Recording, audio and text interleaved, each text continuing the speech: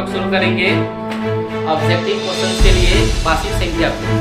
इसमें हम लोग सीरीज बाय पढ़ेंगे, जितना भी टॉपिक है सभी को पढ़ेंगे। इसमें आज हमारा पहला टॉपिक होगा वास्तविक संख्या। तो ऑब्जेक्टिव क्वेश्चन को कैसे पढ़ना है, किस तरह से मैथ के ऑब्जेक्टिव को सॉल्व किया जाएगा, हमें किन किन बातों का ध्यान रखना होगा ऑप्शन को खोजने में, ठीक है। क्योंकि अब समय जो है बहुत कम बचा है, इसके लेकर के मैथ्स में बहुत सारी समस्या रहता है, बहुत तरह की। तो कोशिश करेंगे कि आसान से आसान तरीका से बता सकें। तो चलिए एकाग्रचित होकर के ध्यान दें।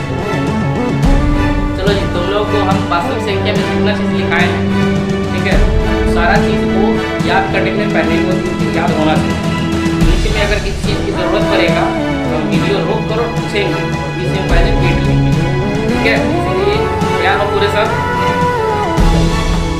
देखो वास्तविक संख्या में सबसे पहला जो हमारा टॉपिक है, जैसे कुछ बच्चों को बता भी दे रहे हैं कि अगर किसी को देखना हो तो ये देखो टारगेट का बुक है, ठीक है। ये टारगेट का बुक है, इस तरीके से मैं दिखा दे रहा हूँ।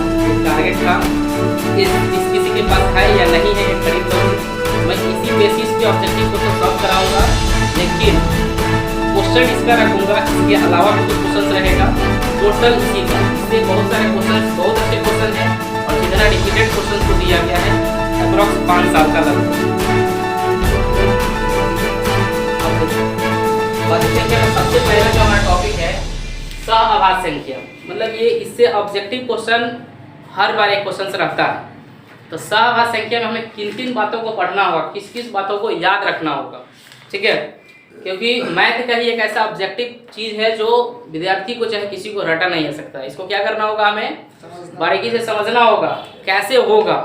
तो सहआभाज्य संख्या का परिभाषा हम सबको लिखा है, याद भी होगा, लेकिन ऑब्जेक्टिव जो पूछा जाता है तो डायरेक्ट नहीं होता है, थोड़ा सा मैथमेटिकली कैलकुलेशन के हिसाब से होगा, ठीक है। तो देखो सहआभाज्य संख्या सबसे पहले हम जरा याद भी दिला दें कि सहआभाज्य संख्या क्या होता है। देखो इसमें होता है कि वैसी कोई भी दो संख्या, ध्यान देना यहाँ पे, कोई भी दो संख्या, कितने संख्या की बात हो रहा है, दो संख्या, दो संख्या का मसा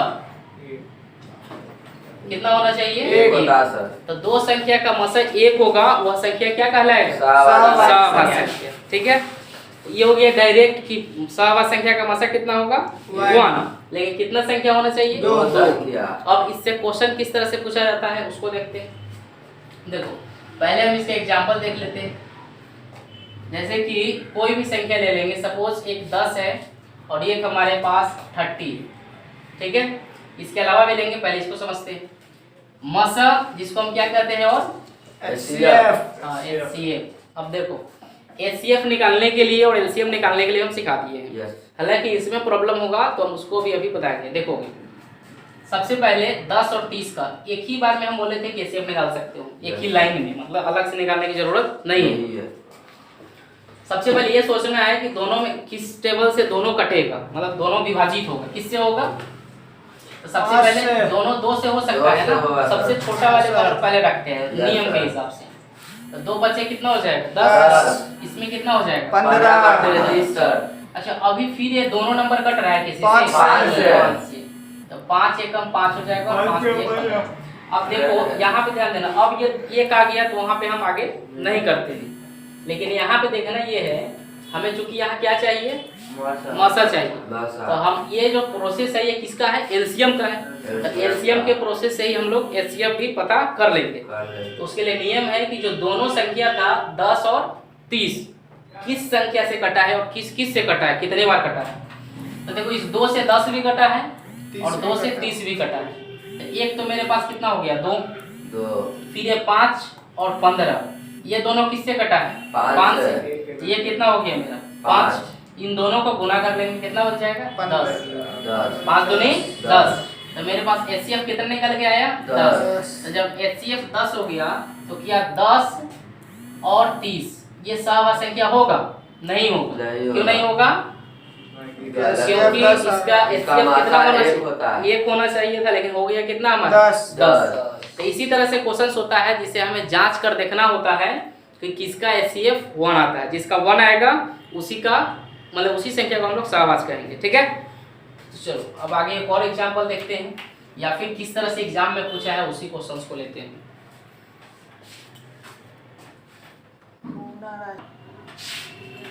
चलो देखो, सहवाच संख्या का पहला प्रश्न है, इस तरह से क्वेश्चन एग्जाम में दिया जाता है, ठीक है।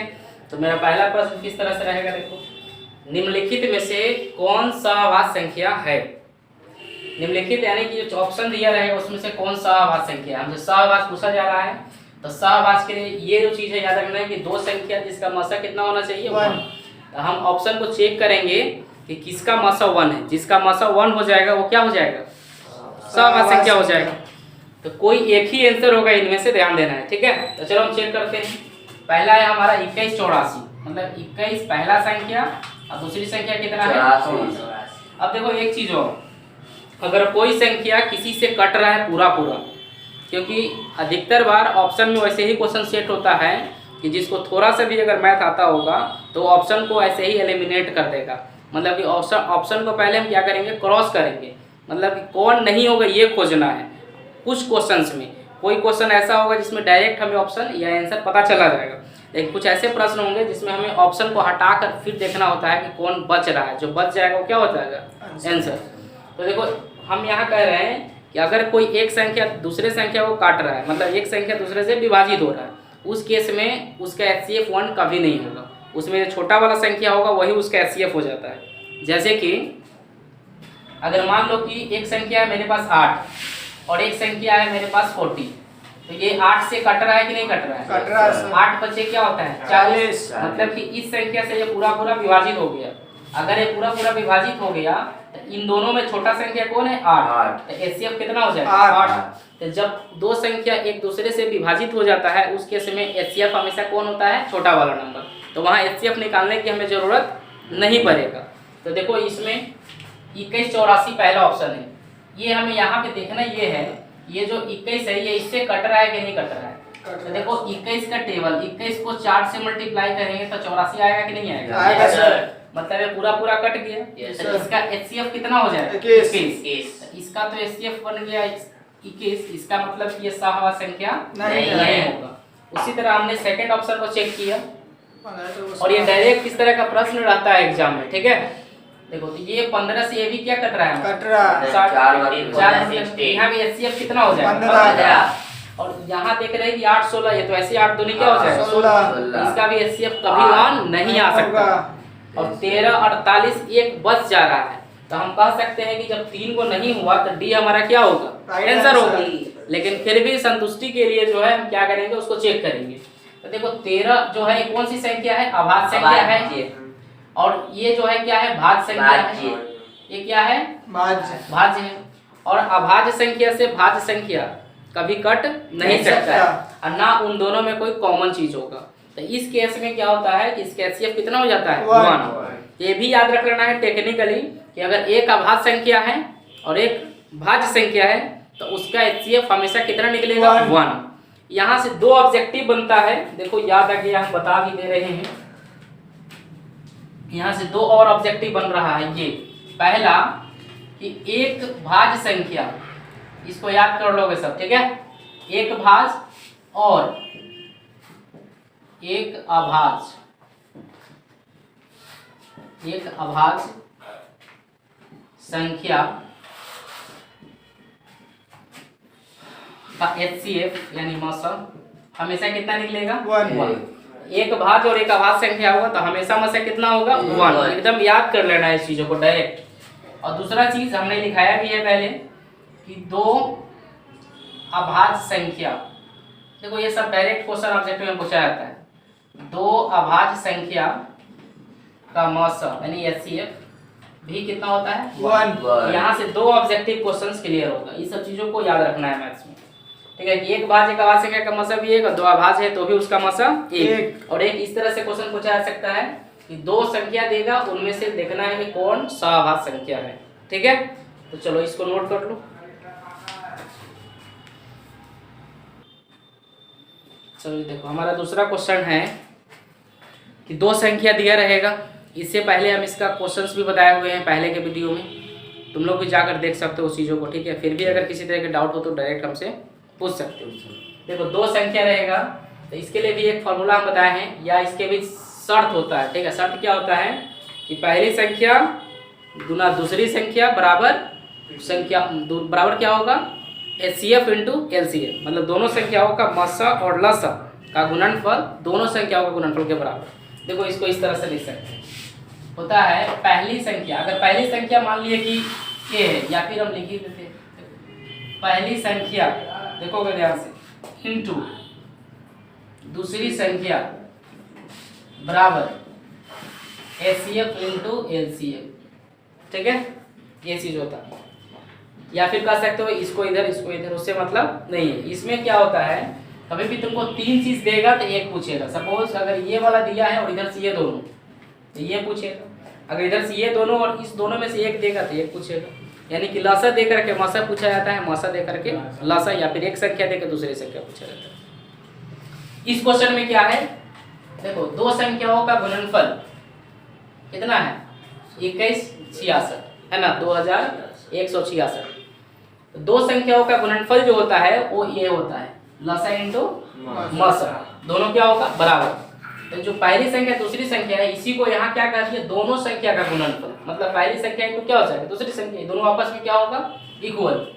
यहाँ पे देखो दोनों संख्या का गुणनफल, अलग अलग संख्या नहीं है, दोनों को गुना करके कितना बोला गया है क्वेश्चन में, तो दोनों के गुना की जगह कितना रख देंगे, 2166, ठीक है। और बराबर में HCF इंटू LCM, इन दोनों में से कोई एक चीज जरूर दिया रहेगा प्रश्न।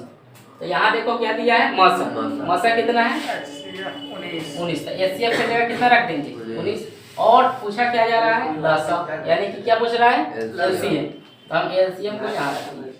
और हमेशा जो है जो गुना में होगा कहाँ जाएगा, भाग में, या फिर डायरेक्ट यहाँ से तुमको अगर कटता है इसको तो तुम काट सकते हो, ठीक है। तो कितने बार में कटेगा, इसको चेक कर सकते हो। देखो ये 19 से अगर काटेंगे इसको तो 21 से एक बार में। अगर किसी को दिक्कत है इस तरह से सोचने में तो ऐसे चेक भी कर सकते हो, 2166 इस तरह से रफ कर लो और आंसर निकाल लो। जैसे कि एक बार में लगाएंगे कितना हो जाएगा 19, 21 में 19 घटाएंगे कितना हो जाएगा 2, फिर यहाँ से 6, फिर एक बार में हो जाएगा 19, और ये 6 में से 9 हो जाएगा, या 26 में 19 घटा दो कितना हो जाएगा 7, इधर कैंसिल आउट, ये हो जाएगा 6, और 19 के टेबल में 76 कितने बार में आता है उसको बाहर पढ़ लो, कितने बार में आता है 4 बार, ठीक है। इसका मतलब कि कितने बार में कट जाएगा 114, यानी कि एलसीएम हमारा कितना हो गया 114। तो हमारा ऑप्शन में है ABC, ये वाला हमारा क्या होगा। तो एक क्वेश्चन इस तरह से भी देखने को मिलेगा, ठीक है। चलो इसको जल्दी लिख लो। देखो कुछ इस तरह से क्वेश्चंस रहेगा, जैसे कि दो संख्या या एक संख्या, कितना भी संख्या दिया रहेगा उसमें बोला जाएगा कि उसको गुणनखंड करो, और उसमें जो गुणनखंड करके जो संख्या आएगा उसका घात कितना होगा। घात मतलब क्या, पावर, ठीक है। देखो जैसे क्वेश्चन पूछा हुआ है ये कि 144 के अभाज्य गुणनखंड में 2 का घात कितना होगा। इसमें क्वेश्चन क्या पूछा गया, 2 का घात कितना होगा, ठीक है। हम क्या करते हैं, पहले 144 को इस तरह से तोड़ लेंगे, 2 से कितने बार में टूट जाएगा 72, फिर 2 से कितना हो जाएगा 36, फिर 2 से तोड़ेंगे कितना हो जाएगा 18। इसी तरह से हमने आगे बढ़ा 9, और 3 से 1 कंप्लीट हो गया। चूंकि ऑब्जेक्टिव है तो सजाना नहीं है, अब ध्यान देना है किसका घात बोला है 2 के 4, तो हम 2 को काउंट कर लेंगे कितने बार आया है 1 2 3 4, मतलब कि 2 पे पावर कितना आया है 4, ये घात कितना दिखा 4। इसका मतलब कि 2 का घात कितना हो जाएगा 4, मेरा आंसर कितना हो गया 4, ठीक है। इसी तरह से 120 है, 120 में 3 का घात कितना होगा, चलो तुम लोग कैलकुलेट करके जल्दी बताओ 3 का घात कितना होगा, जल्दी सॉल्व करो और बताओ कि कितना होगा, चलो जल्दी। चलो देखो निम्न से कौन अपरिमेय संख्या है, ध्यान देना। इसमें क्वेश्चन हो तो भी हम क्या करेंगे, पहले ऑप्शन को क्या करेंगे एलिमिनेट करेंगे। ध्यान देना कैसे, कौन सी अपरिमेय संख्या है। तो यहाँ पे पहला ऑप्शन क्या है 1/144, 144 का रूट के अंदर है, तो ध्यान देना जो रूट में होगा उसी को चेक करना है। 144 किसका स्क्वायर है 12, अगर याद है तो अच्छी बात है, नहीं तो गुणनखंड विधि से निकाल भी सकते हो। तो 12 यानी कि ये बाहर आ गया, कितने हो गया 1/12। रूट से जब बाहर आ जाएगा तो कौन सी संख्या बन जाएगा परिमेय संख्या, रूट में ही रहेगा तो कौन सी संख्या अपरिमेय। तो इसलिए हमें तो बोला अपरिमेय खोजने के लिए, ये क्या मिल गया परिमेय, तो ये पहला ऑप्शन नहीं होगा। दूसरा चेक करेंगे, देखो एक जीरो से एक जीरो क्या हो जाएगा, कैंसिल। 5 से इसको काट देंगे तो 5 कहा के 50, तो ये हमारा कितना आ जाएगा, 1 और टर्म में √10 रहेगा।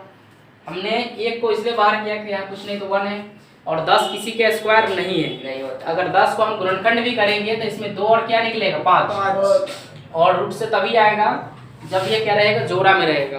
तो जोड़ा में कोई है नहीं है, इसलिए ये हमारा क्या हो गया, अपरिमेय संख्या। क्या हो गया, अपरिमेय संख्या।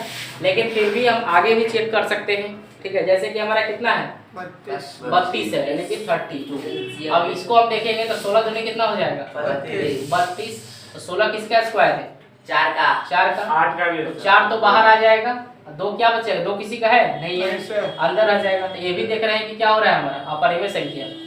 और 5 प्लस √5, ठीक है, 5 प्लस √5, ये भी क्या है, अपरिमेय। कैसे, 5 रूट के बाहर है, तो रूट के बाहर होगा तो क्या होगा, अपरिमेय, और रूट के अंदर होगा तो क्या होगा, परिमेय। हम क्या पढ़ाए थे कि एक परिमेय और एक अपरिमेय संख्या को जोड़ेंगे, घटाएंगे या गुना करेंगे या भाग करेंगे, क्या रहेगा, अपरिमेय। एक परिमेय का परिमेय जब भी मिलेगा तो क्या बनाएगा, अपरिमेय। यहाँ पे एक रूट वाला एक बिन रूट वाला मिलके क्या बनाएगा, अपरिमेय संख्या। ये भी क्या हो गया हमारा, अपरिमेय संख्या। तो यहाँ तो देख रहे हैं कि हमारा क्या है, ये भी अपरिमेय, ये भी, और यानी कि बी सी और डी क्या है हमारा, अपरिमेय संख्या है। क्या है हमारा, अपरिमेय संख्या। तो यहाँ देखो एक अलग हो रहा है आंसर, तो क्वेश्चंस में कुछ मिस है। यहाँ पे होना चाहिए निम्न में से कौन अपरिमेय संख्या नहीं है, ठीक है। तो हम क्या जोड़ देंगे, इसमें नहीं है।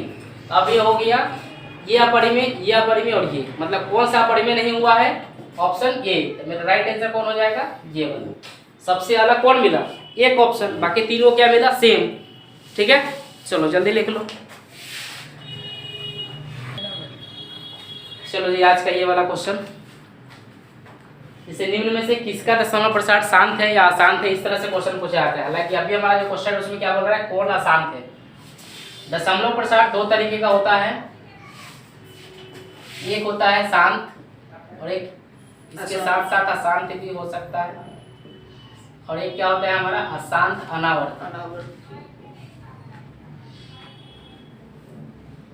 ठीक है। और ये आवर्ती होता है।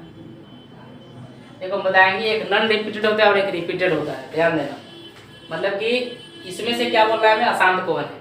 ये हम इससे पहले शांत अशांत का जो फॉर्मूला है या इसको कैसे बनाया जाता है, इससे पहले एक और वीडियो में हम बना के दिया हुआ है, तो वहाँ जाकर देख सकते हो, ठीक है।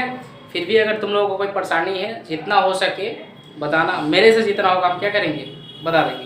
देखो तो यहाँ पे है पहला ऑप्शन हमारा 23/50, अशांत खोजना है।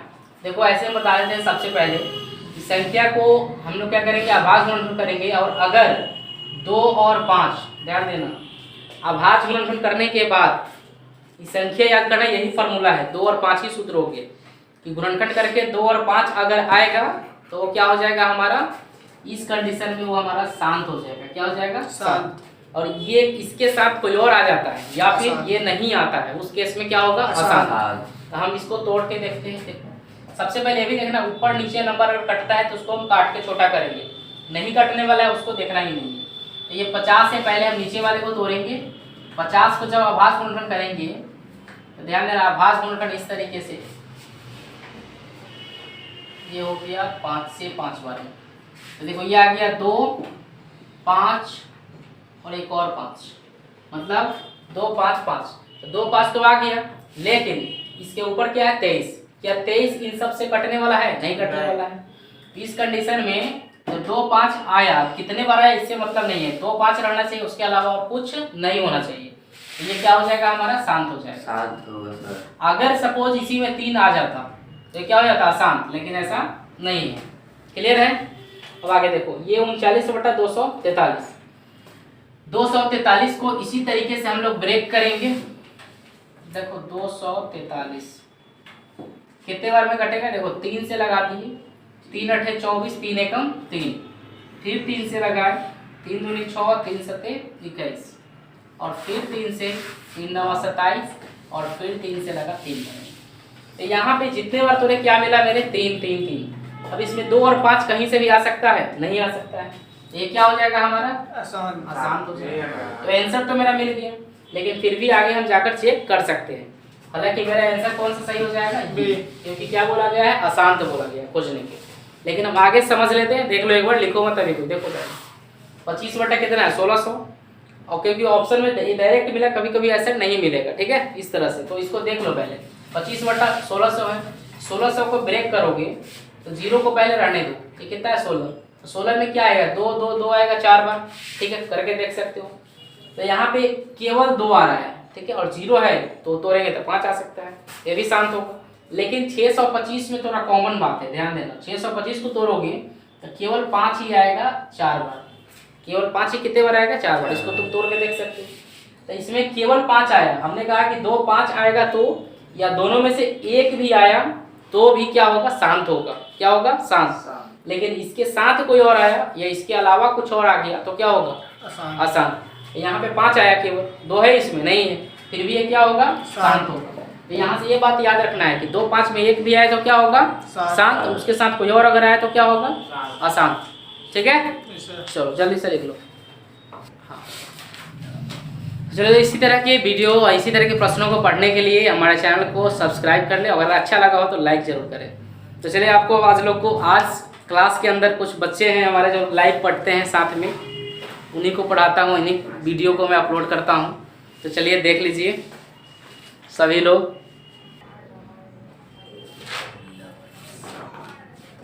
यही है बच्चे, ठंड के कारण बहुत बच्चे नहीं आ रहे हैं, ठीक है, अभी सब पढ़ रहे हैं, लिख रहे हैं जो बताया गया है। तो तुम लोग कुछ बताओ जी, कैसी तैयारी चल रहा है तुम लोग का? बढ़िया सर। चलो ठीक है, कुछ बोल दो, अरे कुछ बोल दो बच्चों, इसमें बोल दो कुछ भी।